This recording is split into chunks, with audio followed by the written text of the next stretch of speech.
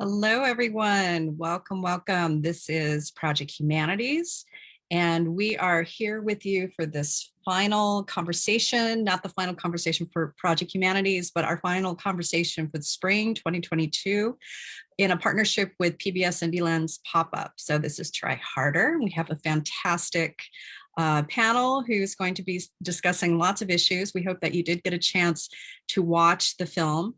And before we go into introductions and also a trailer of the film, we do want to acknowledge that our institution, Arizona State University, is situated on the ancestral lands of Indigenous peoples past, present, and future. We want to honor Native American tribes and the sovereign nations, specifically of the Salt River Valley, which is physically where especially our Tempe campus is located. That includes the Acoma O'odham, the Anakama O'odham, and the Pipash nations. And it's with their stewardship that allows us stewardship of the land and the waterways that allow us to thrive and be here now. And in addition, we want to honor their many continued and many contributions today. We have 22 tribes in Arizona, and we hope that you as a viewer, a listener, will get to know our tribes here and also who are the original peoples of your land. And so with this, I'm going to hand it over to Dr. Lester, our founding director. Hello, hello, hello, and thank you for joining us. As Alicia has done, thank you, Alicia. We welcome you. We do not take for granted that you could be any place else, but the fact that you are here excites us and convinces us that we're going to have a really enlightening and engaging conversation. Project Humanities just celebrated our 10th year anniversary back in 2021, and we're excited to be on this journey toward the next 10 years. All of our programming umbrellaed under Talking, Listening, and Connecting, TLC. Not the group, but if that's the way you want to remember it, with no scrubs, TLC is fine, but also in terms of tender loving care, talking, listening, connecting. And within that is a situated commitment to, very intentionally, to these principles that we call Humanity 101. So every single conversation should have some, if not all of these principles at the heart of it: compassion, empathy, forgiveness, integrity, kindness, respect, and self-reflection. These are not faith-based in any single faith system, but rather in our humanity. We also, since 2020 of May, have made sure that these are closely aligned with issues of diversity and justice. So this program is no exception when we are talking about worth, ultimately capitalism, self-identity, and the ways in which we create hierarchy socially. At this time, for those who didn't see the film or those who need a refresher, I'm going to ask our team member to show the 1+ minute trailer, and then I'll introduce the panelists. Thank you all again for being here, and let's get ready to talk about something that is immediate and important and relevant.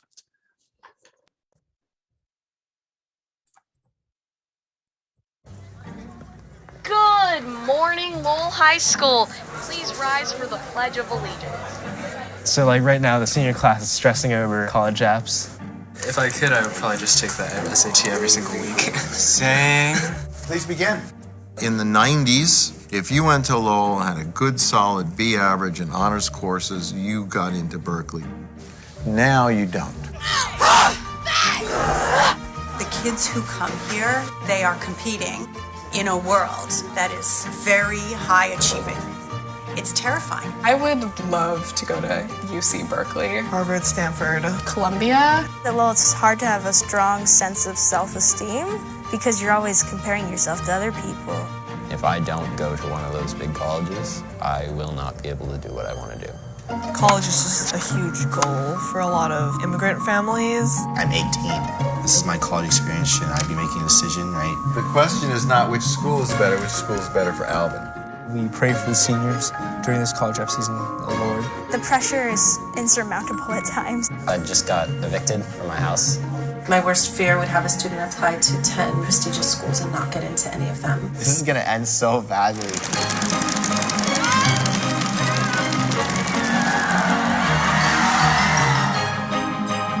They're objectively under more pressure It's the best. You want to go to that college? I want to go to that college. I have to be better than you. What the hell? Like, this is not how high school is supposed to end.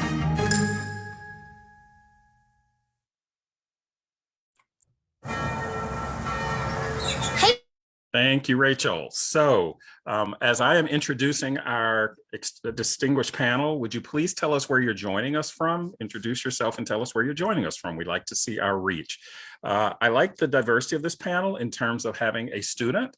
So if we could get the panelist slides up, that would be great. Our moderator for this evening is MD Dr. Stephanie Van, a rehabilitation physician specializing in interventional pain and musculoskeletal medicine. She obtained her bachelor's degree in neuroscience at Brown University and her MD at Georgetown School of Medicine. Dr. Van is currently an interventional pain management specialist and assistant professor at Johns Hopkins University School of Medicine. And their research interests include opioid safety, quality improvement in pain medicine, and improving accessibility throughout healthcare. So thank you very much, Dr. Van, for joining us and for facilitating this conversation. Happy to be here. Thank you so much for having me. You're welcome.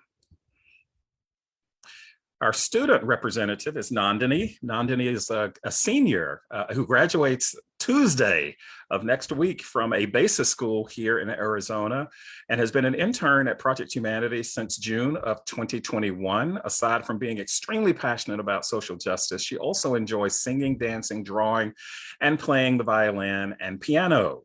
We didn't realize that, Nandini, so we're going to have to get up performances before you head out. Nandini is also the current senior leader secretary, the mock trial team 1 captain, and director of the Youth Artist Development Association Youth Committee.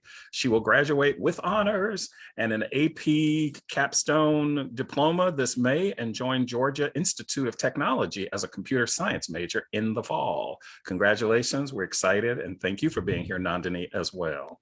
Thank you for having me. Professor Devaney Loser is a colleague here at Arizona State University, is a Regents Professor of English, is the editor or author of 9 books on literature by women, a Guggenheim Fellow, and a National Endowment for the Humanities Public Scholar. Loser's essays have appeared in the New York Times, the Washington Post, the Atlantic, Salon, and Slate. She has written on professional issues for the Chronicle of Higher Education, has been interviewed on CNN, among other news outlets. A Jane Austen extraordinaire scholar. She teaches courses in British literature, the history of the novel, and women's writing. And fun fact, she played roller derby as Stone Cold Jane Austen and serves as faculty advisor to the ASU Derby Devils. Go Derby Devils. And last but not least is our teacher, our high school teacher. Carolyn Williams is the English instructional leader at Alhambra High School here in Phoenix, Arizona. This is her 20th year as a classroom teacher. Thank you, thank you, thank you, Carolyn Williams, for what you are doing with our students. Currently, she teaches 10th grade honors English and AP language and composition. And in the past, she has taught English abroad in both Japan and the United Arab Emirates. And she is passionate about culturally sustaining classroom practices. So we have a lineup tonight. Please welcome our panelists and our facilitators, and feel free to join us in the chat, but I'm going to hand it over to our moderator and panelist. Thank you so much. Hi, everyone. This is Stephanie, Dr. Van, like Mini Van. It's a pleasure to be here with you, and I'm really excited for this panel and this discussion. From the trailer even, I wanted to just open with this question for everyone about how much stress seems to be put on these students. All of these students in the trailer even are talking about insurmountable pressure and stress. It almost seems exaggerated or dramatized. If you're a student now, or if you know a student currently in high school, how real is this stress? How real is this pressure of feeling like a failure, or feeling like you're not living up to your peers? Anyone can start. If it's okay, I could go first. So, I mean, I go to another school here in Arizona, and I My school is also very like it puts a lot of pressure on its students, especially for like the rankings for U.S. World News and rankings every single year to get that high ranking. We have like award ceremonies every single like term to like and to publicly say this person did this well, this person did like this how this person did, and all of that. And we see the other people next to us and we see each other, and we sort of it's sometimes it's not even the school, it's sort of us measuring up to other people, sort of the pressure we get from our parents. So I mean, I do sort of sympathize with a lot of the students in the film in that way, and it's definitely a lot of pressure for sure.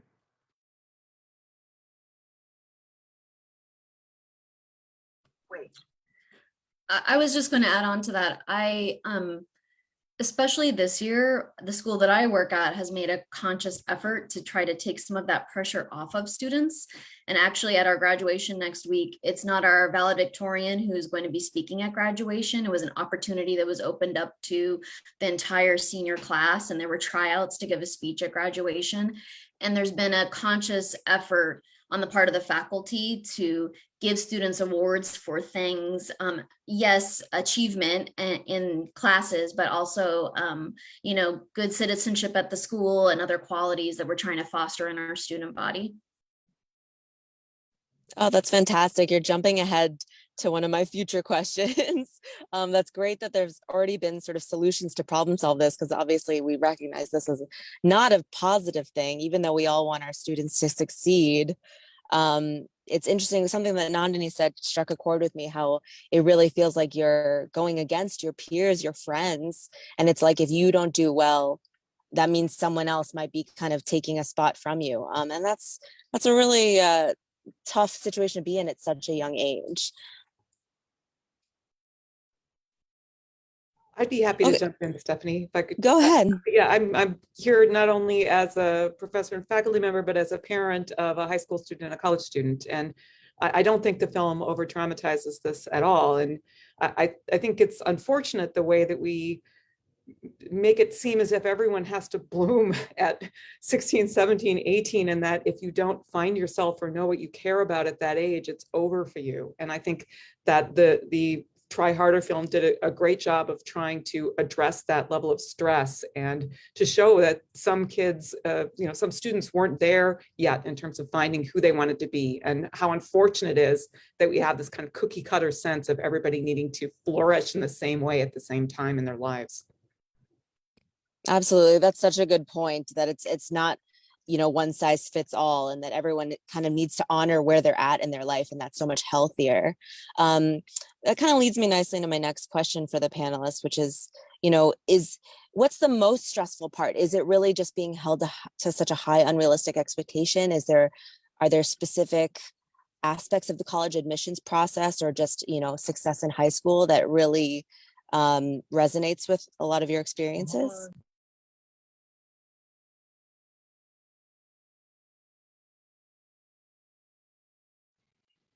I mean, I guess the most stressful part is, I mean, like the film does place a huge importance on which college people get into, and that's sort of like, it sort of portrays it as like a sticker for how good people are. It's like their measurement or their worth is being defined by what school they go to, which I mean, that is definitely a huge deal, both like at my school and all of the other schools I know. Like a lot of my friends, like the first thing they'll walk up to somebody this year and be like, what school are you going to?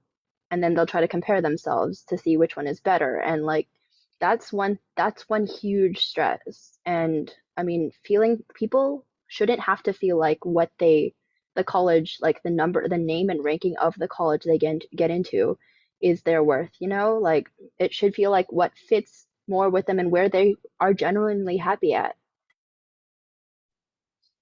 Yeah, that's a great point, Nandini. Part of the film that really stuck out to me was a sign that was posted in the high school that was said, like, do you really want a $200,000 education, or do you just want a status symbol? And it's really it's reducing the whole college experience and that maturing learning experience to something you can put on a resume to kind of get a snap judgment about someone. So what do you think would be sort of a solution to some of this? Carolyn mentioned some nice strategies at her school that are happening to kind of create equity and create support, not just for a student who's like a certain number or meets a certain criteria, but for more rewarding a more well-rounded type of person. What kind of strategies have you experienced that help with this type of support, or do you see a need for newer ideas?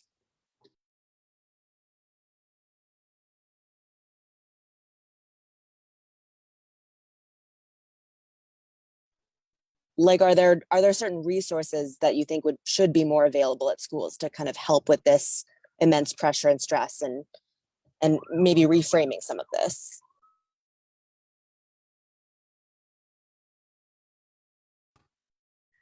I mean, I think just the conversations, I really liked the part of the documentary when I think it was, his name's Alvin, he went to see his teacher, and the teacher said it's not about which school is better, it's about which school is best for him right now. And there was another student who made a comment about he will, wherever he ends up, he will make his college experience meaningful to him, and he will enjoy that experience.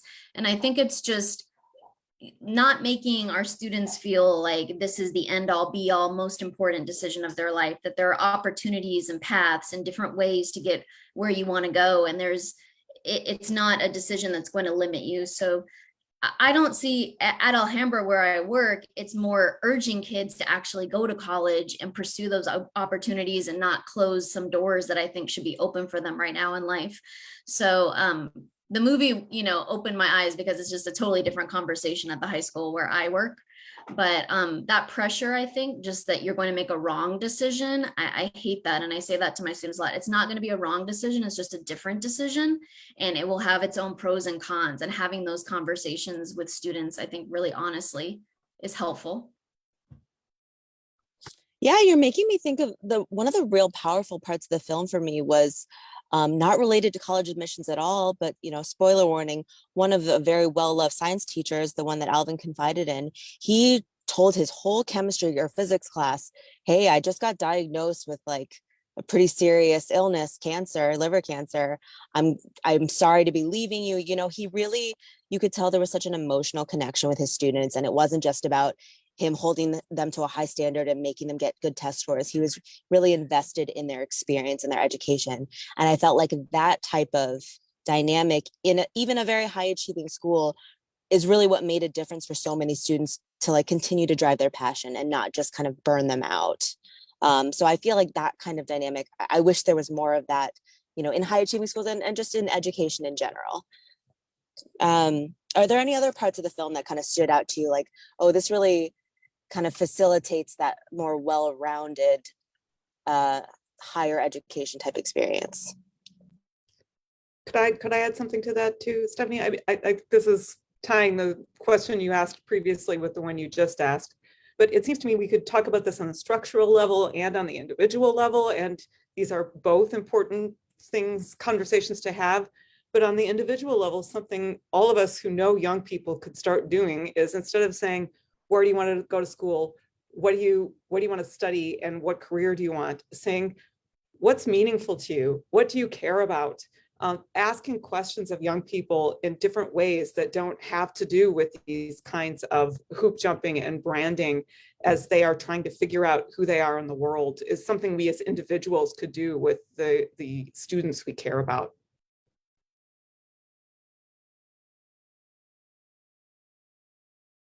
Yeah, and I'm sorry, I was just peeking at the chat, and other people in the audience are chiming in and saying, because of their not so privileged or high achieving backgrounds, that kind of added to their perspective and helped them along the way. And it reminds me of one of the students' storylines. I believe his name was Shay.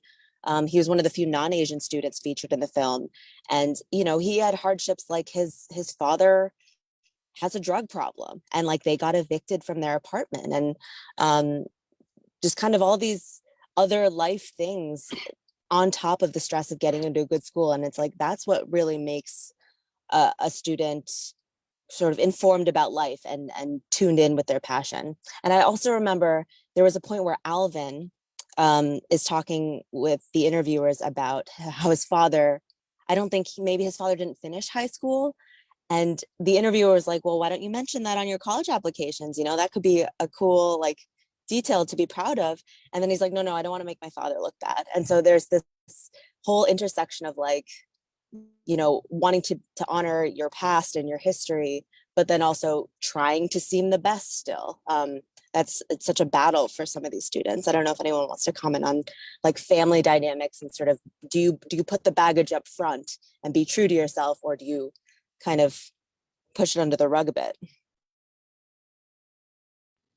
Yeah, I feel like the students that had like support systems that they were able to confide in and what they really wanted to do and tell them, like, for in particular like Alvin, I think his name was Ian. He also like talked to his mom and they really thought about what he wanted to do, and then he talked to some other teachers and he found out, I think it was like Emory, that he really wanted to go to, and that was like what school he would like to go to. That's what his sort of dream school was in terms of what actually made him happy and what he think he'd be able to accomplish there. And so those sort of students, rather than the ones that, you know, get pressure from their parents, are more able to have these conversations, find out what colleges they really want to apply for.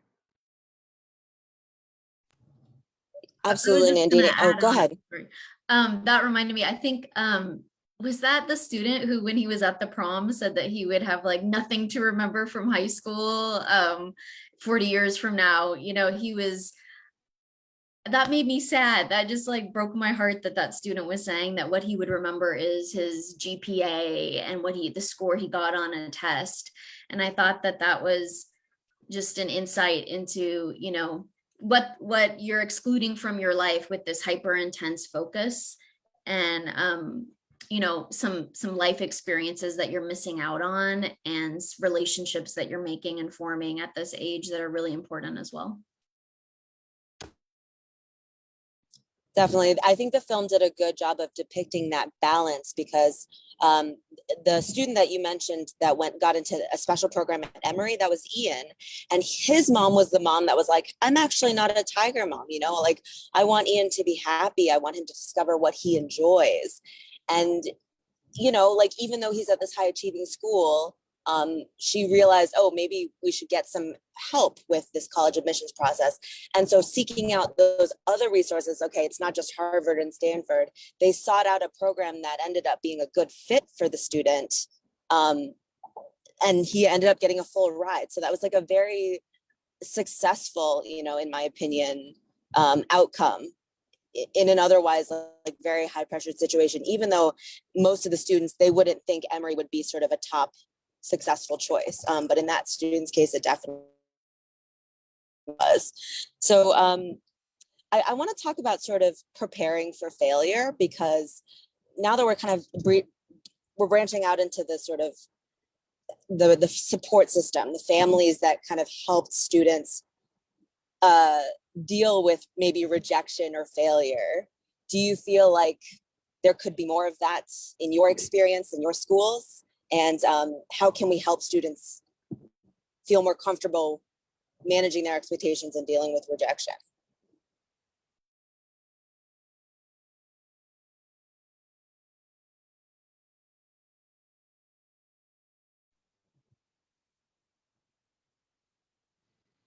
Okay, so in my yeah, in my experience this year, we actually are required to take a class called college counseling. So we have our college counselors come down and teach a full class every day that talks about like what should we be expecting from colleges.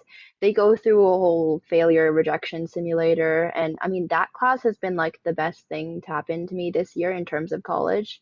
You know, like the college application process, they have prepared me for so many things, and having that like those sorts of conversations with other people is like a huge like it helped me so much. At least like the first day I remember they came in and they talked about like a whole bunch of famous people and then what college they went to and why, and I mean and where they got rejected from too. So I mean that sort of was one huge help for me at least.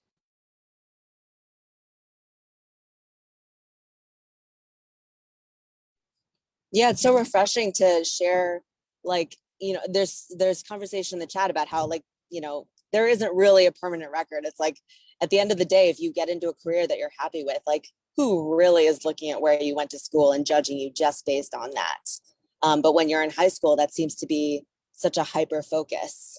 So it's so healthy to introduce, successful people who haven't followed that perfect path and still did well for themselves.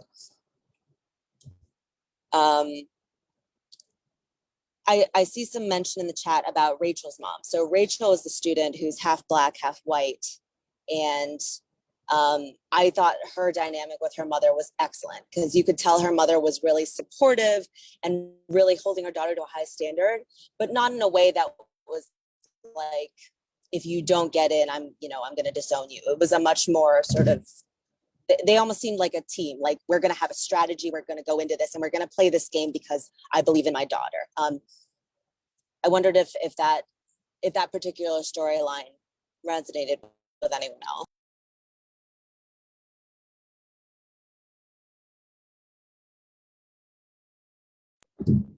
And we can talk about just sort of parents in general and how involved or not involved they want to be in the college admission process.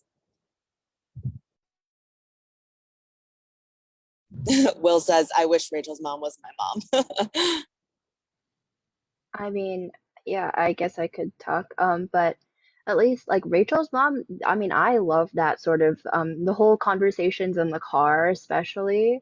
That was so sort of like, I don't know, it was sort of joyful and it made me feel happy. Like, it made me feel like I had like people that could I could talk to about that. I mean, yes, I don't get me wrong, I have some parents that are extremely supportive, but like, I mean, I still had reservations when it came to telling them what I got into, what I didn't get into, and stuff like that. So, I mean, having a parent like that who you share like everything with, I mean, that was so inspiring, especially coming from that school.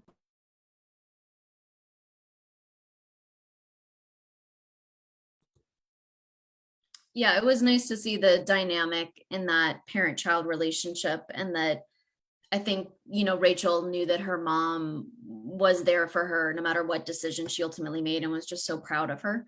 So, and I think going back to what we were just kind of talking about with this idea being of the perfect route to get somewhere, and then the word failure, and that I think that maybe we have to just recontextualize a lot of that for students, because they're kind of in a little bubble of academia in high school and being judged and ranked on certain things. And I think just giving them conversations, real world conversations about life and things that are more meaningful necessarily than like your class rank are just helpful. So they're not feeling like there are, failures and perfection, and there's kind of nothing in between.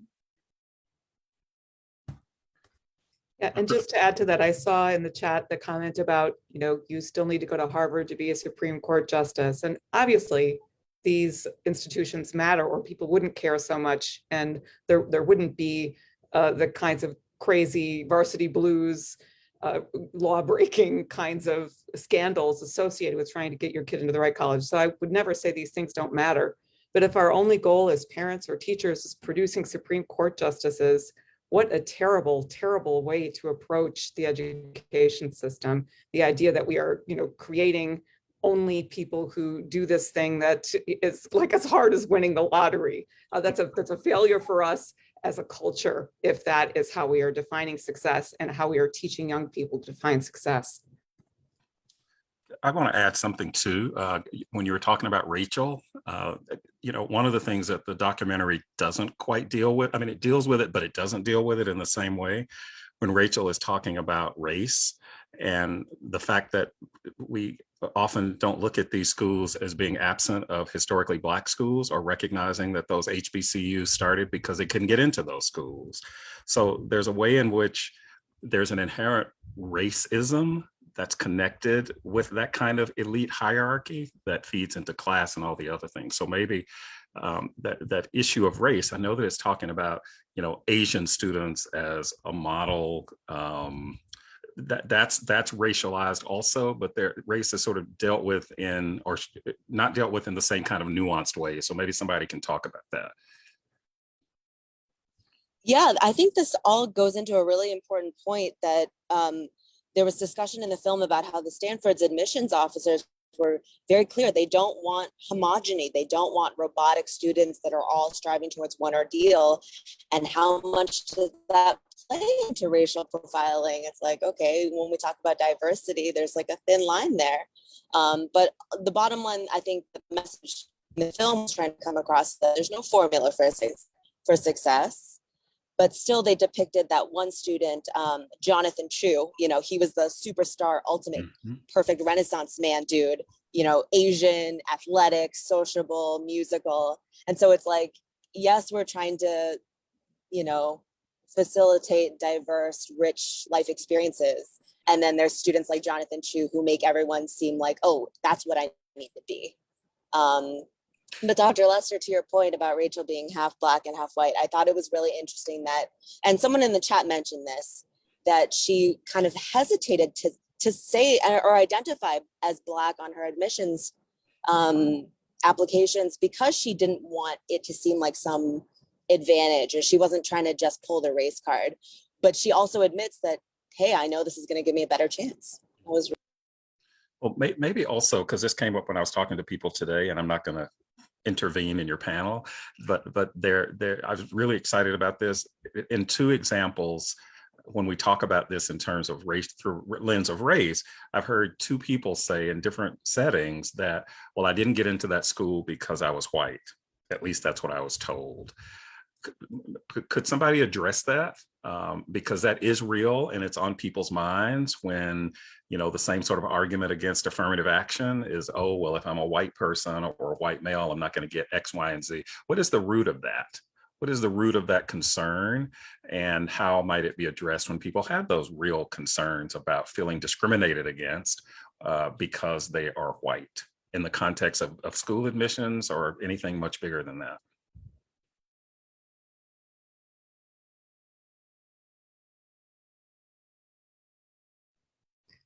I don't know if I want to touch that exactly, Neil, because I'm not sure I'm the right person to speak to that. But I do want to say, I think the documentary didn't go into, like, what did Jonathan Chu's parents have as their educational background, and to what extent we heard a lot about class from some of the other students.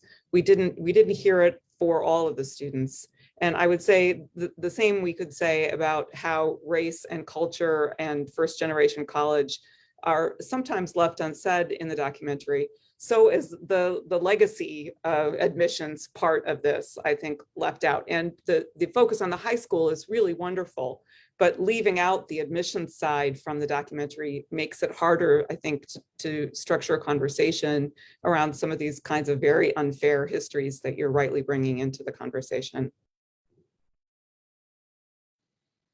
Yeah, I completely agree. Again, I'm not like also the best person to talk about this, but I mean, I've heard so many times that the college admissions process is inherently unfair, and like we may never know what like essentially blocked somebody out from getting in the college or like got them in. And I mean, it's yeah, I get the film definitely did sort of touch on it base a little bit, but I mean, we may never know what really is going on.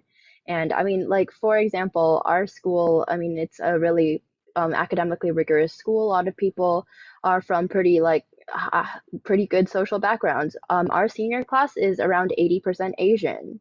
Like, that speaks enough as it is. So, yeah.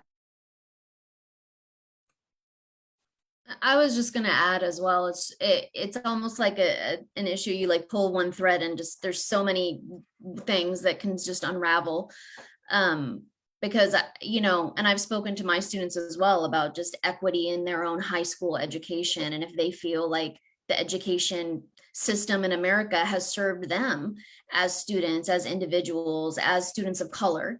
And we've had to have some really difficult conversations this year about that. And I think it's, for a lot of them, I feel like it's disheartening to see kind of what odds are stacked against you, and how the system is a bit rigged, and is not a bit, is set up sometimes for a lot of students in our country to not succeed in the ways that we might, in the success that we might value.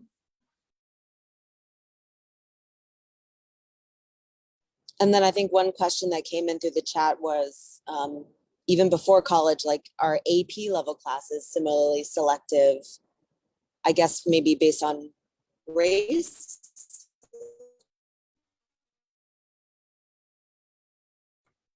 Well, I can just add that, yeah, go ahead. I can just add that in where I was in the Deep South, this was not just about race. This was about what your family could bring to the school. So what resources did you have? Did you have somebody who was a CEO of Intel? Did you have somebody who was this? Because having that student there meant that you also had access to the resources that a family might have.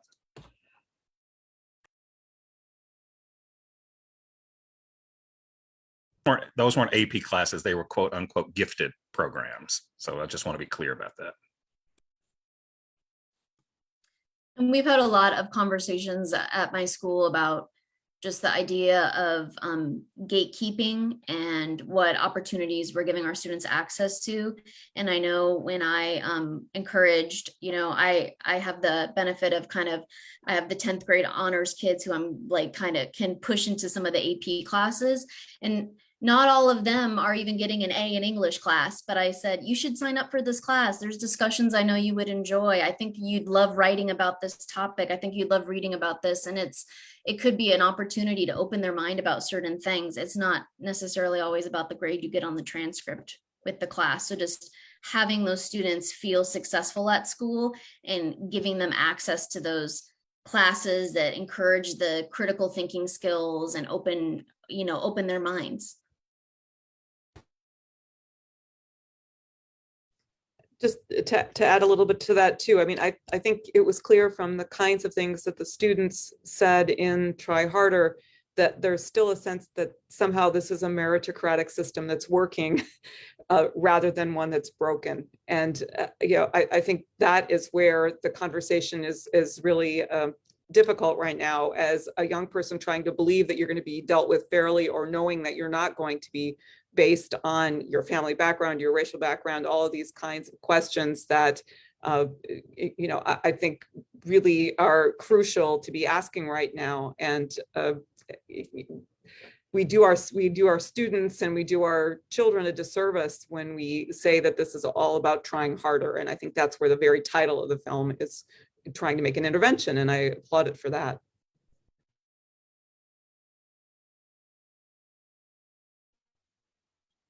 Yeah, I wonder if, like, all these problems and issues and stresses that are being put on our students, it's not for them to fix the systemic issue. The whole educational system has a lot of unlearning to do, and it has a lot of sort of broken, dysfunctional culture that is just deep set. And where do we start to fix that or break the cycle? I mean, at individual institutions, we can start to help students not just cope with like rejection or failure, but like understand that, Harvard or Stanford is not what makes a well-rounded, well-educated person. I wanted to ask about sort of how everyone felt about the ending of the film, because we're sort of talking about like, okay, this is obviously not an ideal situation, but I think the film tries to end on what seems to be a happy ending, where one of our students who has been through a lot of hardship finds out that he gets into, Stanford, the school. How did you feel at the end of that portrayal? Did you have mixed feelings? I'd be happy to take a stab at that one. It's an important question to me, because obviously you watch the film and you care about Shay. I mean, I think all of us are probably activated by different students in that film, but I was certainly activated by Shay's story. And you want good things to happen to him. You want him to beat the odds. But in a way, ending the film with this, here's the kid who did get into Stanford, even though all of these hundreds and thousands didn't, feels to me a little bit like undercutting its message. And so I didn't know what to do with that. But it was a conversation earlier with some of the panelists pointing out that really the film ends not on his learning that, but on his not being sure who to call or who to call first. And I think that is also just a really moving and difficult moment in the film. And thanks to the people on this panel for helping me think more about that. Yeah, I also agree. Like the whole first the first I don't know quarter of the film sort of sets up Stanford as this huge school everybody wants to get into. It sort of builds up to that um early action or early decision. I think it's restricted early action that Stanford has, and showing that everybody like got rejected except for Jonathan Chu, and then like showing that, so building up that whole thing about Stanford being like the dream school everybody wants to get into, and then at the end just showing like ending with somebody getting into Stanford. I mean, that sort of, I don't know, it sort of undermines the feeling that that's what we were working towards. Like that sort of shows us that's what we were working towards the whole time, but I don't think that's what the film was trying to communicate. So I did love though that I think the scene a couple scenes prior to that, when he was walking up the steps and he was the kid who said, wherever I go, whatever school I go to, I'm going to make it what I need to be for me. And I'll make my college experience something worthwhile. It's like he'd given up the energy of caring about this. So for me, that made it kind of an extra poignant moment that this was then the kid who got into the school, because he had said, it's not the end all be all for me anymore. And then he was the one who got in. Right. It's like he finally let go of the intense desire, and then he fishied his wishy or whatever. And I wondered, I was like, how did he get to that such a healthy, good mindset where he didn't have the parents, he didn't have the tiger mom always looking over his shoulder, pushing him. So I really wonder, I wish they kind of fleshed out more how Shay arrived at that such a healthy mindset. And was it just how much he threw himself into school and how he really loved being at Lowell? Despite the high stress environment, it was kind of where he felt in his element. So I think we're all happy for him that it turned out well for him. But I think, Carolyn, you hit the nail on the head. Like, even if he hadn't gotten into Stanford, he was already set up for a happy ending, in my opinion. This leads me to another question, and I think some discussion is happening in the chat as well. Is kind of like, how should we think about the point of college? We have all these students gunning to get into college. What are we hoping that they get out of it? And like, even with AP classes and getting college credits, it's like, what is the value of that?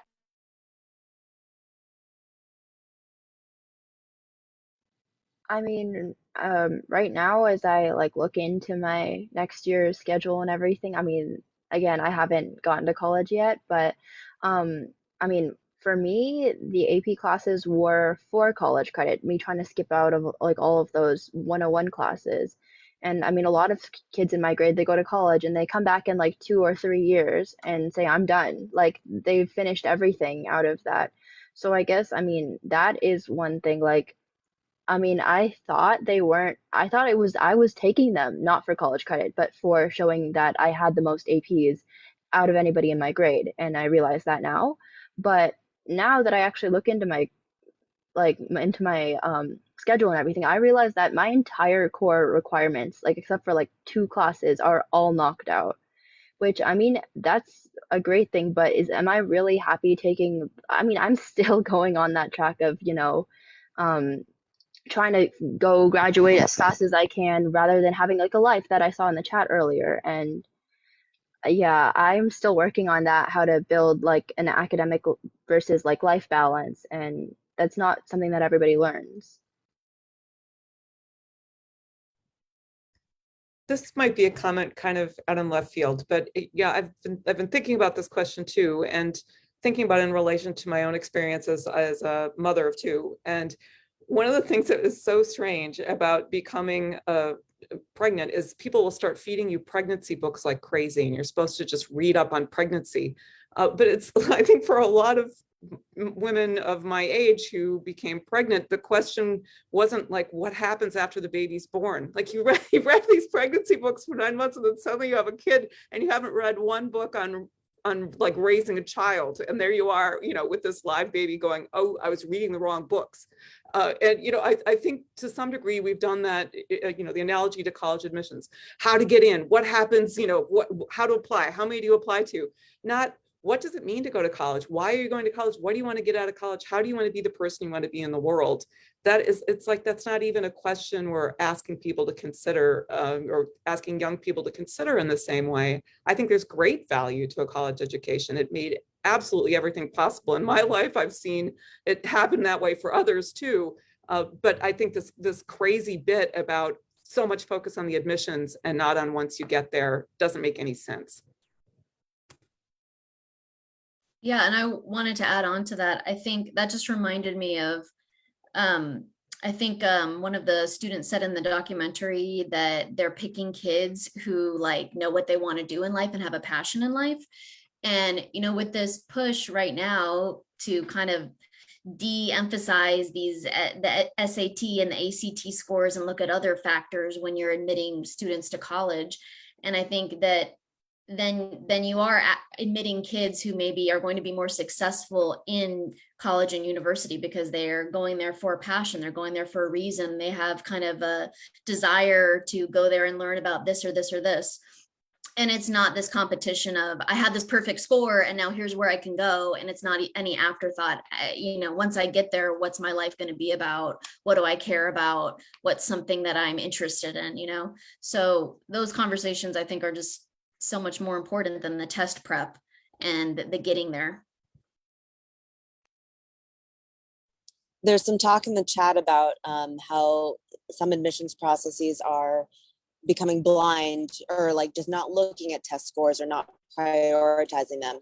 Do you think this is a good strategy? And what other strategies do you think would help make college admissions more accessible? Yeah, I think it's a great strategy. I think I have students who are such intelligent, you know, wonderful kids, and they do not do well on tests, and a multiple choice test is not the way for them to shine. So taking the emphasis off that and just opening up opportunities to show, you know, who you are in different ways and varied ways, I think is, you know, I remember I listened to a podcast that said that the best indicator of how successful someone's going to be the freshman year of college is actually just looking at how they did their senior year of high school and what classes they took and what their attendance was like. And it's not their SAT or their ACT score or how they did on the tests. Yeah, I completely agree.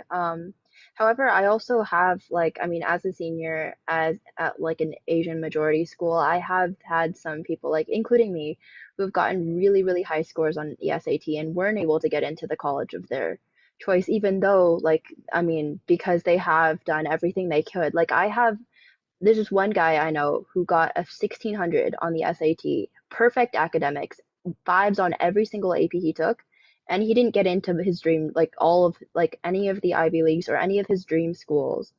And so, I mean, he is definitely, I don't know how happy he is at his college, but I mean, that's definitely a different take. But I'm glad that people are placing a lesser importance on those tests, just like that one test isn't the end all be all. And then that student feels like he's been perfect, but he still hasn't achieved, which is just such a hard thing, because then you do wonder what's wrong with me.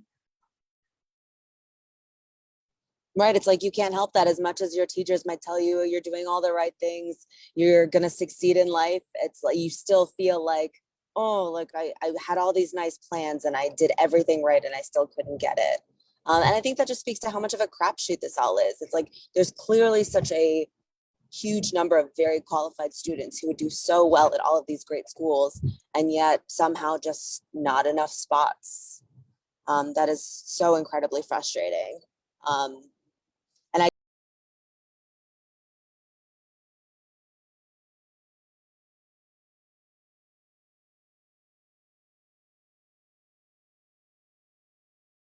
I feel like it's even worse now than when I was applying to college. You know, I was class of 2011 at Brown, and you know, I was lucky. I feel like I was extremely lucky because, you know, I could have easily just not gotten into that school, and who knows, my life would probably still be quite similar, thankfully, but you know, it's hard to say.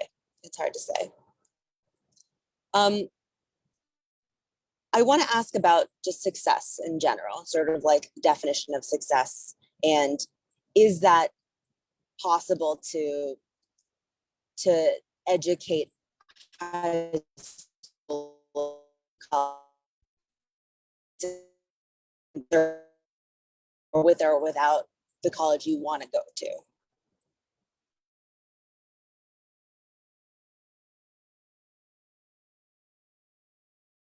I think we may have missed some of that question because on my end, you were kind of fading out. Dr. Van, could you repeat the question? Oh, I'm sorry. Maybe my signal is spotty. I wanted to ask everyone about teaching success and teaching the meaning of success to students. How can we frame that for students so that they have a vision of success that doesn't necessarily include, you know, a short list of colleges?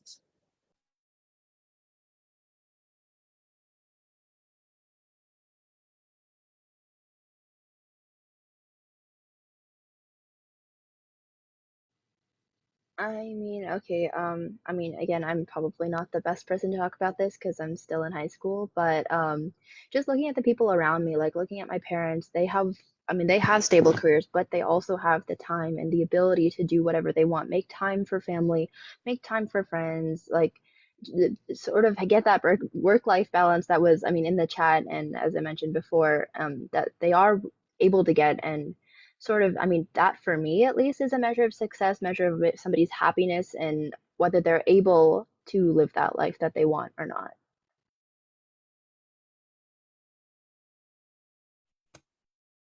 Yeah, and many students are still define success as financial success, and just getting them to think about other ways of defining that is tricky, I think, when you're a teenager.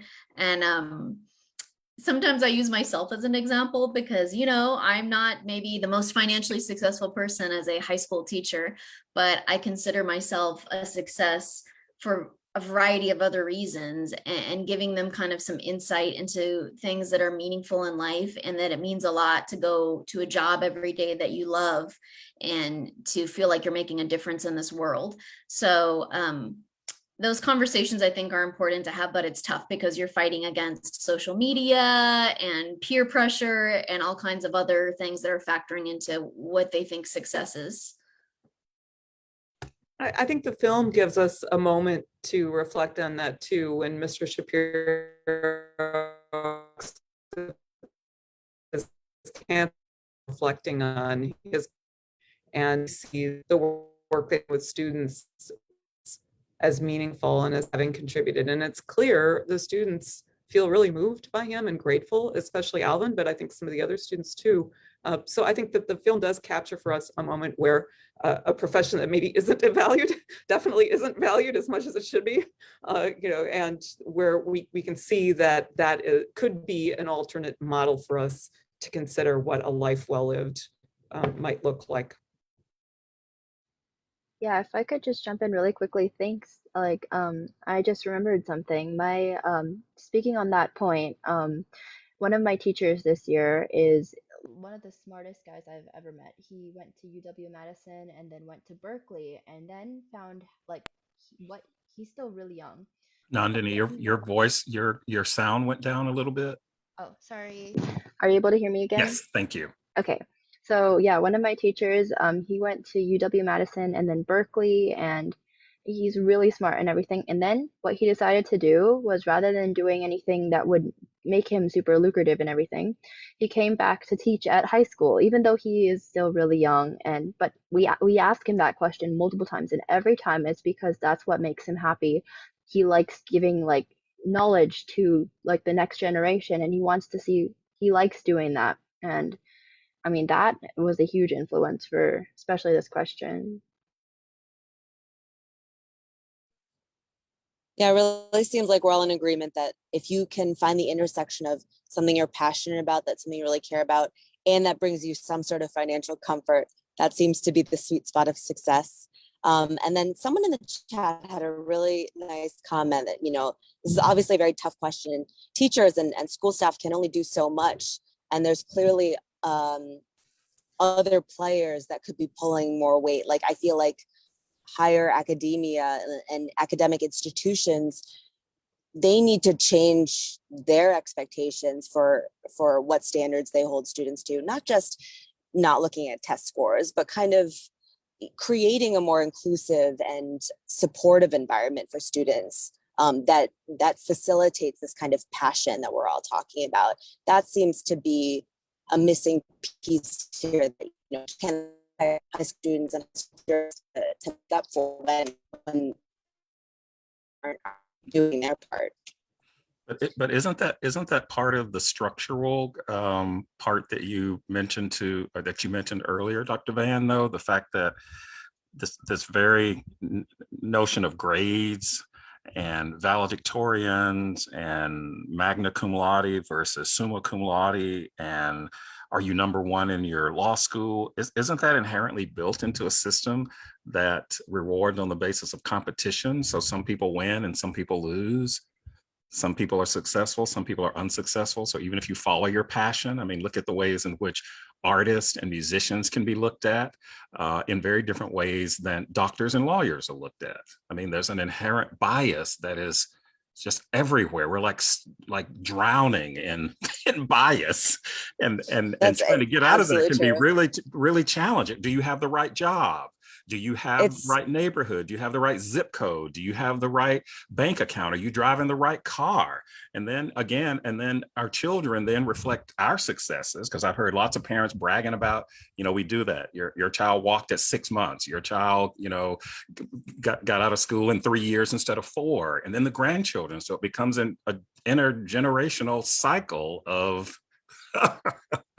potential stressors. So how do you get off of that treadmill? Bias. How do you get off of that? How do you get off that when we're swimming in? I think we're in a capitalist society, so I don't think that helps. We're in a meritocracy where you have to kind of prove your worth. And, you know, one word that we haven't mentioned yet, but I think is really in the air, is a word called ableism, which is bias against those who don't seem as able, or, you know, bias against people who don't have apparent capabilities as other people. And I think that's a really tough question, because society is inherently capitalist and ableist. So that I think that burden, I think we just need to at first acknowledge that all of that exists throughout our culture and our society, and that the burden shouldn't just lie on students who are trying to get in colleges or teachers that are helping these students. It kind of, the burden's on every single one of us, which is, I guess that sounds real.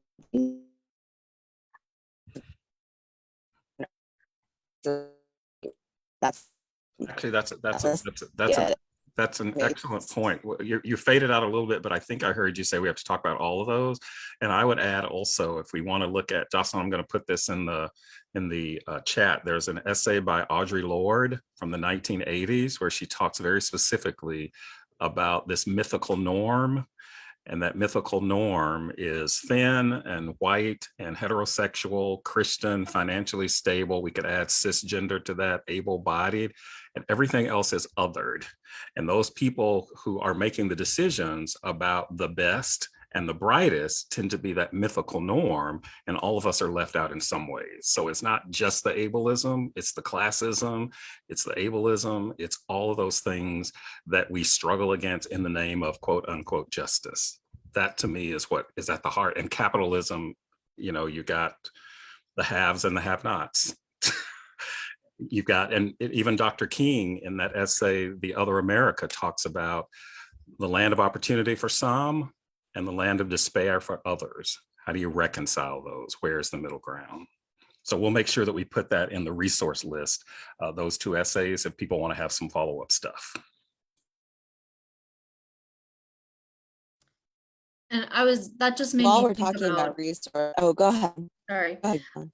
That just made me think about really what the English department at my school is focused on is, you know, as English teachers, we want to choose texts and have discussions that reflect the voices and identities of our students, because those aren't the norm that tends to be discussed and valued.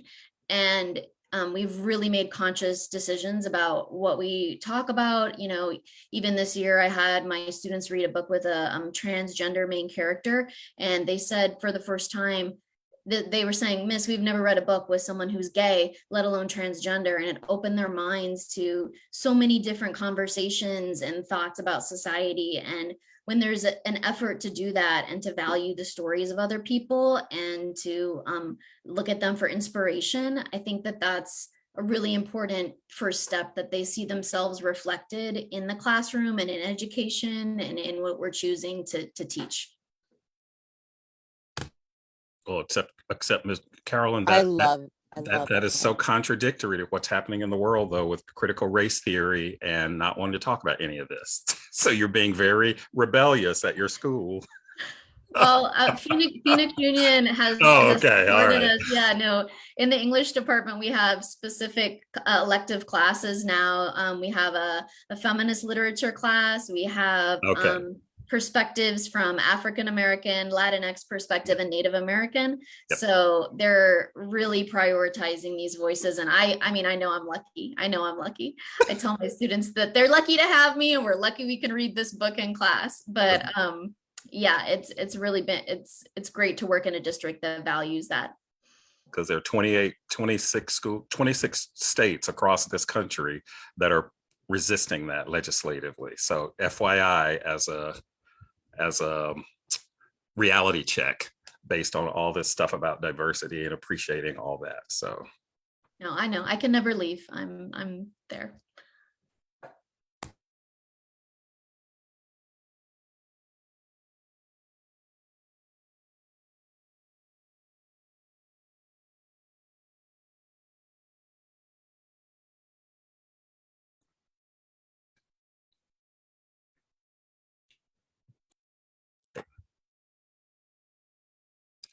it looks like we lost Stephanie. Are there questions in the chat that people want to address, or some questions that the attendees have that we haven't, or that the panelists have not addressed? Jocelyn, have you been combing the chat to see? Because I've seen some references there. Yeah, there's been a few things that we've been talking about. One thing that I would love to talk about a little bit is, you know, obviously there's a debate right now about student loans. And that's something that didn't get talked a lot about in the film, is how are we going to pay for these schools? Because there's this idea of like, well, scholarships, right? The thing is that they never say, oh, I'm getting a full ride, and what that actually means, right? And there's limits to those scholarships. I know my sister, for instance, you know, got into a couple of really good schools. She was offered partial scholarships. My family couldn't afford to send her there because it didn't cover everything, right? To me, one thing that I think is really disturbing is that as a culture, we're not talking about this in a way of we talked about this idea of like, what's the value of a college education? But when you put it versus the debt, the amount of money, the resources that go to that, I'm wanting to have that conversation, right? Luckily for those of us who are at Arizona State University, ASU is known for being reasonably priced in comparison. That's one of the Arizona State charters, is to make school, quote unquote, as free as possible. And it is reasonably priced. But there are students who are walking away with $50,000, $75,000, $100,000 of debt before, you know, the age of 23. And when we talk about the value, and Dr. Lozer, you were talking about this, like that college is this meaningful experience, and it absolutely is for some of us, right? But for others of us, college may be a means to an end, right? That I have to go to college so that I can get this engineering degree, so that I can be an engineer and get the job that I want, and da, da, da, da, da. But what happens when that experience also meant $100,000 of student loans, right? So anyways, I just wanted to kind of bring that up and see if anybody had any commentary on that. I'd be happy to start with that one. I mean, I think there's a reason why debt cancellation and all of the problems with the way debt has been handled in this country is like centrally being discussed right now. Absolutely important. I'm all for canceling student debt. I don't care who already paid, like cancel the student debt, let's do it. At the same time, if you look at the numbers, people who earn college degrees still, I think over the course of their lifetimes, earn on average, it's something like $1 million more than people without that educational, floor. And so there are statistics in the aggregate that show that even if you're just measuring it economically, a college degree is still worth it. But I think a lot of the debt cancellation stories are showing that we have not fixed the problem for first generation, lower income students being able to have access in the same way across the board. But isn't that also part of the exclusionary part of education, though? Is that it's not meant for everybody, and you move into this category that makes you better if you can go to school? I mean, look at the ways in which we look at an application that has a community college or somebody that just has a GED, because clearly we know that there are exceptions where people don't have to have those in order to be successful. And we don't know if we have a happiness scale that just because you have a degree and you have a good job, are you happy, whatever that means. Toni Morrison would say that happiness is not well-being, it's not satisfaction, it's not peace, it's just a Disneyland ride, and then you get off of it. So I wonder though, and this came up earlier, I know for many Black communities, education was sort of the ticket to success as someone else defined it. And that's still reckoned with in the same way that going into the military is a ticket toward success for people without means. So that is still part of that sort of structural, it's not meant for everybody. And the elite schools have made that part of their brand. You shouldn't be able to, everybody shouldn't be able to own a Tesla. Everybody shouldn't be able to get into Harvard. And this is no shade on the Harvard or the Tesla owners out there, okay? Okay. I'd like to chime in. This is Stephanie again. I'm sorry, my signal cut out. I apologize, but I'm back. And I just wanted to add to the discussion because both Dr. Lester and Mrs. Williams were talking about sharing stories of people with different lived experiences and backgrounds. And to Dr. Lester's point, I feel like that's the way to start teaching society about how success can look very different and how quote unquote happiness or well-being can look different. People with all different kinds of experiences and backgrounds, races, sexualities, cultures, disabilities. And so I feel like that's, it's a huge problem to tackle, but I feel like that's part of the solution is teaching not just students, but even like adults, who are through their education and think they have maybe nothing else to learn, normalizing how diverse and varied and, not normal the human experience is, I think will help better define success for our culture.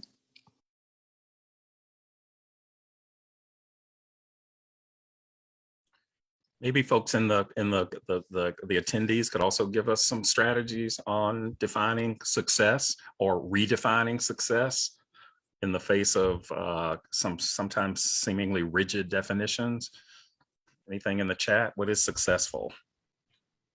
A little bit ago, I saw in the chat somebody mentioned that there is like sort of this middle class that, they don't get a lot of money from scholarships because they don't have that financial need that lower income students do.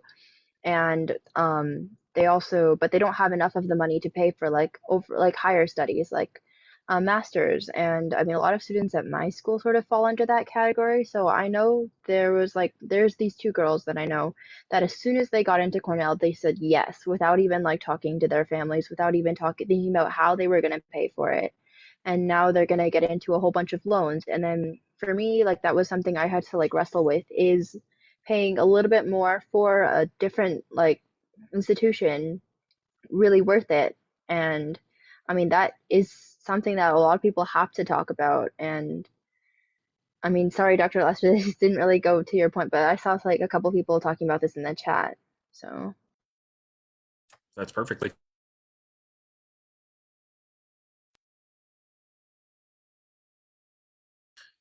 I also wonder if we might distinguish between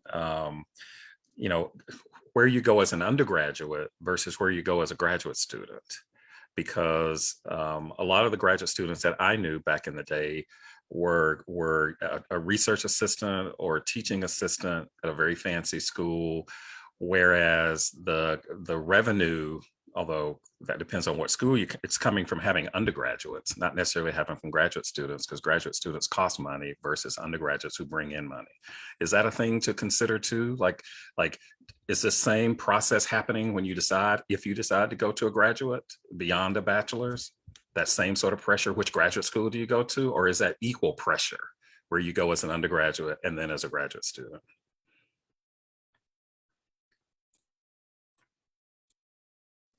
I feel like that may depend on the field that you've chosen, because I feel like within each specialty or career, I think some schools have certain reputations over others. So I still think that there's a competitive angle and there's still some choice schools, but it's different. I think it's a little bit more focused, whereas the college undergrad experience is like there's just a bigger selection. I don't know if that makes sense. But like, say, for example, my experience in medicine, like, I guess my med school was quite prestigious, but like, even if you got into a med school that like wasn't, an Ivy League med school, like I didn't go to an Ivy League med school, but there's still some prestige there because of the specialty and the career you've chosen. So just admission to grad school in general was a success, quote unquote.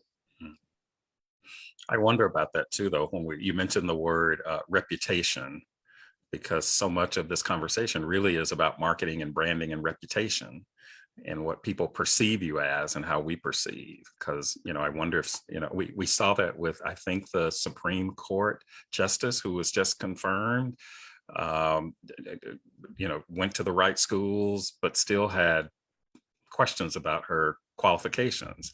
That's not about the merits, that's about her and what she represents.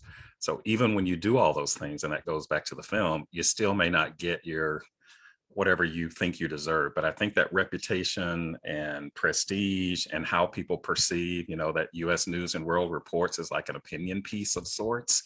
It's, who's at the school, who's doing what, the names on those reference letters, the letterhead on your CV, or not your CV, your cover letter, all that stuff feeds into stuff that has to be on some level challenged or at least questioned if we're going to try to address that. And it is bigger than we are, and it's bigger than this conversation and this documentary.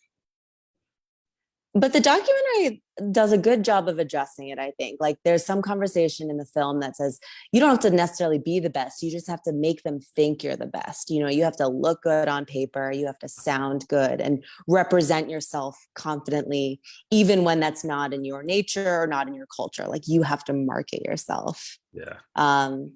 Which I thought was interesting. And that makes me think of earlier in this conversation, we were talking about, that one student, Rachel, marketing herself as Black and maybe not feeling 100% authentic about it. Or I think maybe it was you, Dr. Lester, who kind of said something about trauma porn or kind of milking the tragedy or misfortune that you genuinely have in your life. And like, are you like, yes, I have a drug addict dad, I can use this in my college application? Like, that feels kind of wrong, right? But yes, it's a reality. And it also feeds into that sort of savior mentality, though, that education can be, though, is we have to swoop in and save people. I know a student who was at a basic school here and had an awful experience on so many levels. It was an Asian majority. He was one of few Black students, talked about the trauma that he experienced every other day or every day for 5 years, and refused to leave the school because he wanted to be able to have that story to tell for his personal statement. And he got into Brown, but there was something very sad and disturbing about that, thinking that you had to have a trauma story in order for people to care. And we say lead with a story. Don't lead with, what you've done on your CV and your resume. Lead with a story that people are going to remember. People remember that story. But what is that saying about us as a society when that's what we want? Because then you become the trauma that you've gone through and nothing else for some people. Yeah, and you're rewarding the trauma. You like want people to go through something horrific, and that's what you encourage them to do. I don't want to be part of that problem. That's just awful. Well, I don't want us to all feel sad when we leave this conversation tonight, but it is scary though. It is something that's very eye-opening. And especially if we look at this as going beyond the documentary into other aspects of our lives.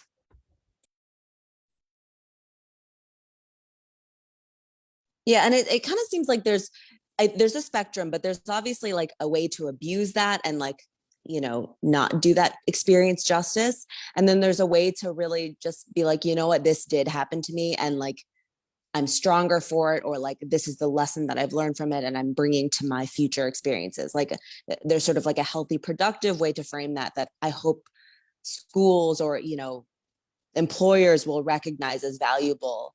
But it's so hard to make that distinguishing. It's so hard to discern when someone's being authentically experienced and acknowledging their past trauma versus, I guess, milking it, for lack of a better term. And we also know that people manufacture trauma too.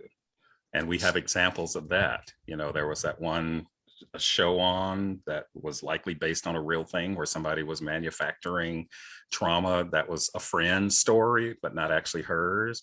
But then when we do conversations about poverty porn, it was very similar. An indigenous school in Atlanta, well, it's not an indigenous school, but a school in Atlanta was getting lots and lots of money because they had created these American Indian students who didn't exist. And the more traumatic their stories were, the more money came in. Down the street was an American Indian school where they had students and none of the money was coming in because they refused to participate in that trauma porn. So it's, do you lose your soul in order to gain the golden apple? I'm probably messing up that metaphor, but that's what the conversation seems to be equally about too. Well, I think what needs to change is whoever's handing out that golden apple needs to change their criteria on how they select the worthy candidates. And, you're throwing on the term trauma porn, which is interesting because I'm familiar with a term called inspiration porn that kind of comes out of the disability advocacy movement. And it's like, oh, wow, like this kid with a prosthetic leg is like running a marathon. Like, what's your excuse? And, I feel like it very much plays into this discussion of, how can we avoid the objectification of our students, of making sure that they feel humanized and not like these robotic machines that need to achieve a certain standard? Because objectification, I think, is really what's sucking the heart out of a lot of the students in the film and a lot of students just in general. Nadine, has that been your experience? And the high school kids that do they feel like more robotic than actual human beings sometimes? I mean, yeah, for sure. They definitely do. A lot of people are just like, how many AP courses have you taken? What's their GPA? Like, that's how we are ranked. But also when you get to know people, like a lot of my friends, I mean, this came out this year, especially when we were writing our personal statement, our counselors just like, do you have anything to pull on people's heartstrings? And I was like, no, I'm sorry, I don't. But and there's these other people that I know that were genuinely like there's this one girl I know, she was a cancer survivor and she totally deserved to write about that because she had learned so much from it and now she's doing cancer research and because of that. And so, I mean, she fully deserved to talk about that. Another girl I knew had like a hearing disability, a speech disability, speech impairment, and she was talking about that. She still struggles about that. She's seeing a speech therapist, and they are fully entitled to talk about that and how they are learning from that. But then there are other people on the other side that are completely making up stories. Like there's a couple people in my school. They're just making up credentials, making up stories, and trying to pull on people's heartstrings with those stories.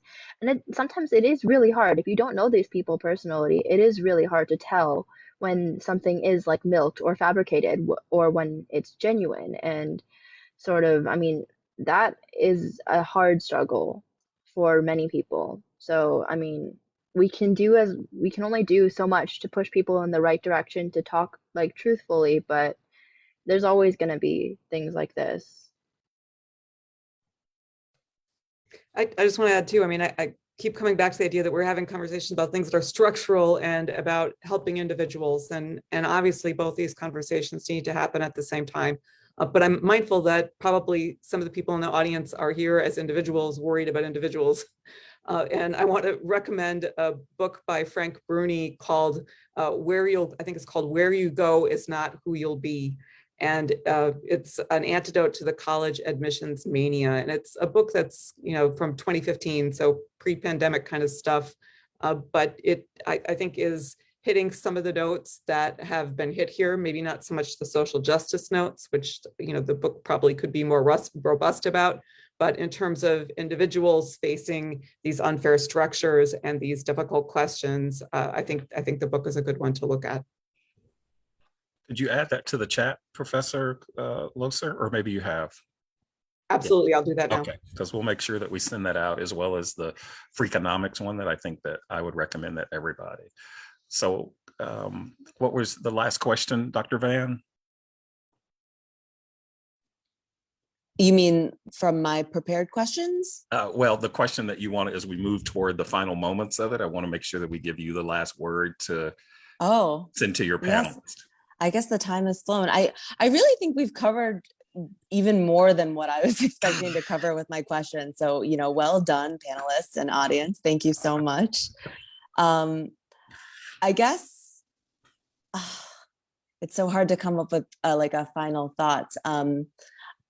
I guess I just want to acknowledge that academia is just really embedded with ableism and capitalism, and it's such a frustrating system. And I'm very grateful that this film was made. I'm very grateful that there are so many people talking about how this is not a perfect system, and a lot of change and update needs to happen so that the next generations of educated students can be more included in sort of a healthier mindset, and contribute to society in the ways that they're most passionate about, not just for the sake of looking successful.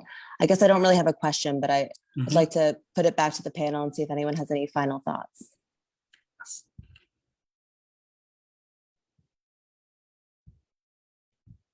No final thoughts, panelists? A takeaway that you want us to remember? I just, I was going to chime in a minute ago on the discussion of trauma. And to be honest, I'm a lot less concerned about students faking trauma than the actual trauma I've seen so many of my students experiencing this year. And, their social emotional health is kind of a priority. And I hope that, on the heels of the pandemic, that is a focus for our school right now. And I hope that that's a shift that we continue, because I think that needs to happen to even continue to change our education system in ways that are fitting the needs of all of these students and the things that they actually need support for. Nandini and Dr. Loser? I just end by reiterating that I think it's amazing that this conversation is happening. I'm grateful to the documentary for opening up these questions. And I hope individuals who are struggling with these questions get all the kinds of help, the social and emotional needs help, as well as the practical advice help, because this is all about leading a meaningful life. All these parts are important for that.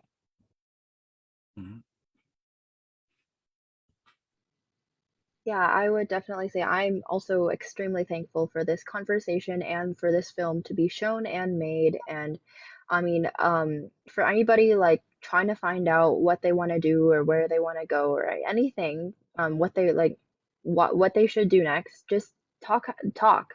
Having conversations has been extremely useful.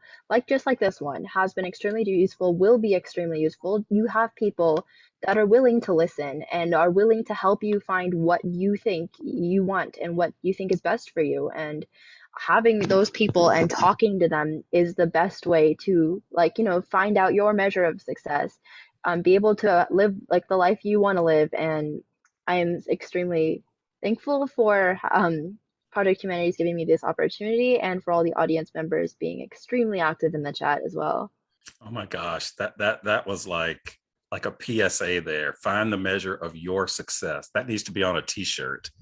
Find the measure of your own success. That's powerful. This has been really a very enlightening conversation. I appreciate all the perspectives there that have been presented. I really like the film. PBS has been wonderfully consistent in the films that they choose for us. We build a critical audience so that when this is seen publicly, televised, then it's a conversation that people have had beyond the two people who may be in the room with them, or not having anybody to talk at all. So this is, I think, our 6th season, and this is our very last one for this season. But I remind you that Project Humanities does this kind of programming all the time, where we talk, listen, and connect, and try to challenge each other and ourselves in this. This has been eye-opening for me.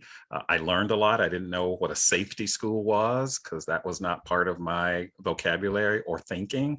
But I guess my takeaway from this as the project director is being able to reflect the ways in which we, whoever the we are complicit in perpetuating some of these. And part of this is structural. I think of that whenever I give final grades, whenever I have to write a letter of recommendation. I think of a system that is not built for equity or fairness, and recognize that I have to operate it. Doesn't mean that I can't question it, though. It doesn't mean that I can't question it. So I thank you all for coming in and having this conversation. We have a similar, let's give a round of applause to our panelists and our facilitator. Thank you, thank you, thank you. If you could bring up the next to the last slide, Jocelyn.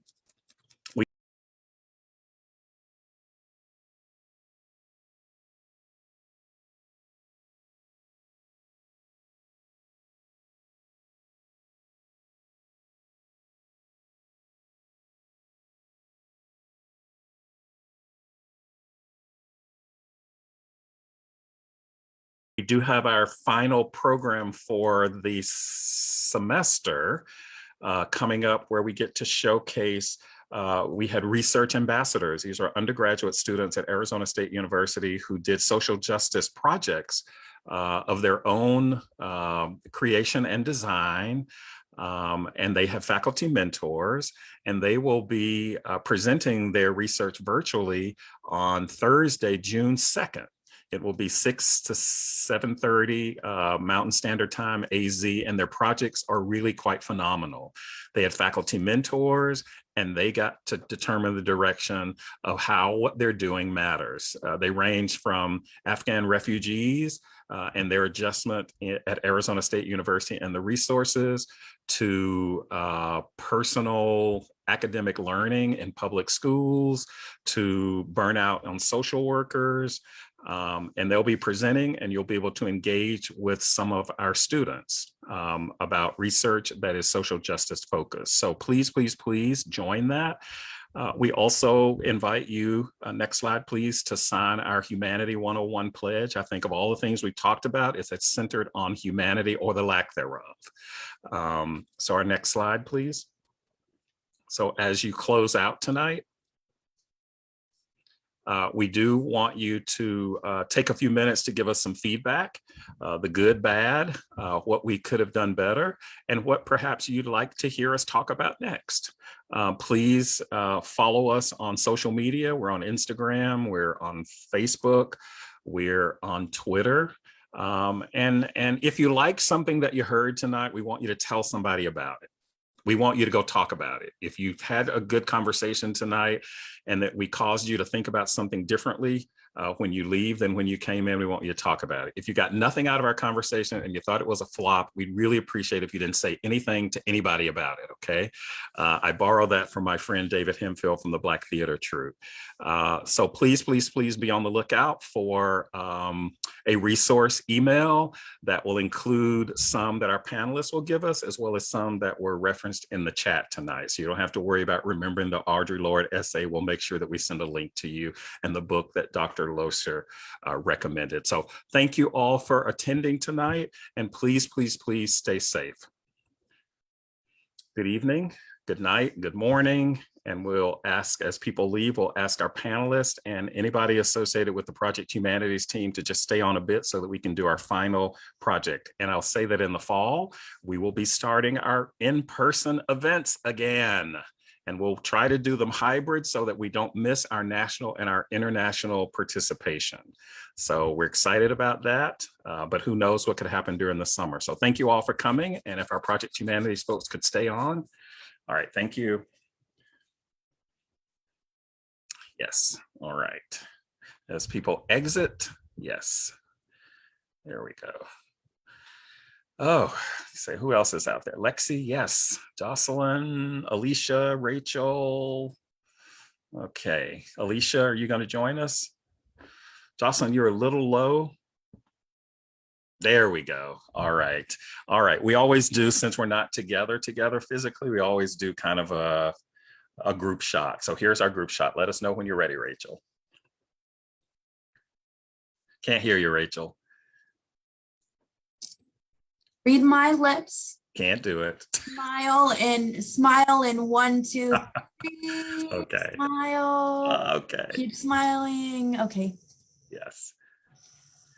Very Thank you. nice. Thank you. Thank you. That was somebody said they're going to leave and take some Tums. I hope it's not I don't think it was because of our conversation. I hope it's because of the reality of what we're facing, because you all were excellent and you all covered so much ground. And thank you, Dr. Van, for leading and guiding, and for all of you just jumping right in. Each of you added such a very, very useful perspective. So we applaud you. We thank you. We appreciate you. Lexi, I loved some of your input. Thank you for adding to that. Oh my gosh, yes. And congratulations on graduating next week. We're very excited that you have been part of Project Humanities and you have brought such wonderful perspective to what we do here. So we're going to miss you terribly, but we appreciate the value